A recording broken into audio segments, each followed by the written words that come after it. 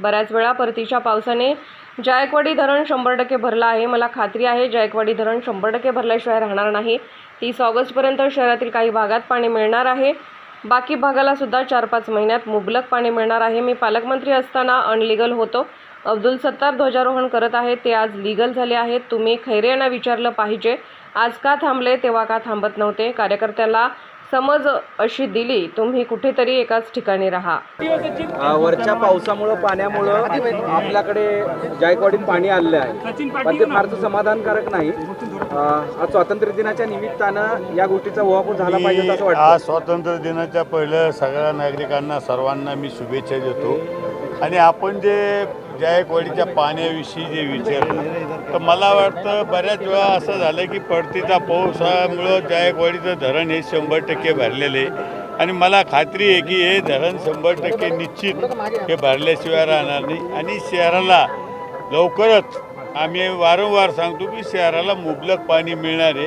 काही भागाला 30 ऑगस्टपर्यंत काही भागाला लवकरच पाणी मिळणार आहे। आणि बाकीच्या भागाला सुद्धा एक 4-5 महिन्यात मुबलक पाणी मिळणार आहे। जे की पाण्याचा तुटवडा आहे तो पाण्याचा तुटवडा राहणार नाही। आणि जायकवाडीच्या धरणाचं पाणी पिण्यासाठी कमी पडणार नाही याची मी खात्री देतो। सध्या दुष्काळी स्थिती असल्यासारखी म्हणजे स्थिती असणार आहे। तर आता वरचा पाऊस फक्त पिकापुरता आहे, पण उर्वरित सगळे धरणे प्रकल्प उघडले आणि अशा स्थितीमध्ये सरकारने काहीतरी करायला हवं मी होतं। काय सांगतो की सध्या खरीपाचं पीक चांगलं आलेलं आहे। खरीपाच्या पिकासाठी पाऊस हा समाधानकारक आहे।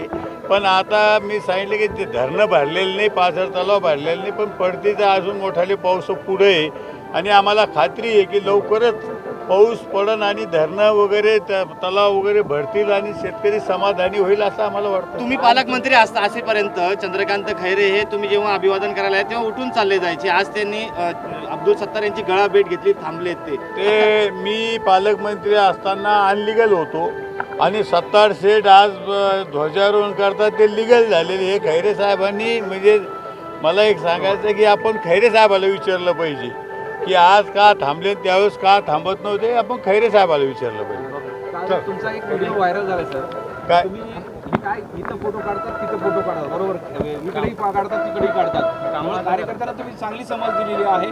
काय नेमका अनुभव आलेला आहे का? कार्यकर्त्याला समज अशी दिली की तुम्ही एकाच ठिकाणी कुठे जा, बाकी कार्यकर्त्याला काही बोललो नाही। आणि तुमचे जर सगळेच कामं होत असेल, समाधान जर होत असेल तर कशासाठी एवढं बोललो, बाकी काहीच नाही। नाही तुमचा अनुभव काय की मग इकडेही फोटो तिकडेही फोटो काही आले नाही, चलत राहतं, एवढं काही विषय नाही।